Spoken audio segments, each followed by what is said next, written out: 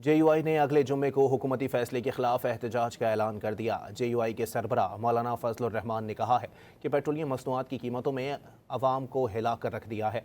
हुकूमत ने आम आवाम का सुकून छीन लिया है। मौजूदा हुकूमत एक जाली हुकूमत है। सरबराह JUI का कहना था कि ये हुकूमत पीपल्स पार्टी के सहारे खड़ी है। JUI ने अगले जुम्मे को हुकूमती फैसले के खिलाफ एहतजाज का ऐलान कर दिया। JUI के सरबराह मौलाना फजलुर रहमान ने कहा है कि पेट्रोलियम मसनूआत की कीमतों में अवाम को हिला कर रख दिया है। हुकूमत ने आम आवाम का सुकून छीन लिया है। मौजूदा हुकूमत एक जाली हुकूमत है। सरबराह JUI का कहना था कि ये हुकूमत पीपल्स पार्टी के सहारे खड़ी है। JUI ने अगले जुम्मे को हुकूमती फैसले के खिलाफ एहतजाज का ऐलान कर दिया। JUI के सरबराह मौलाना फजलुर रहमान ने कहा है कि पेट्रोलियम मसनूआत की कीमतों में अवाम को हिला कर रख दिया है। हुकूमत ने आम आवाम का सुकून छीन लिया है।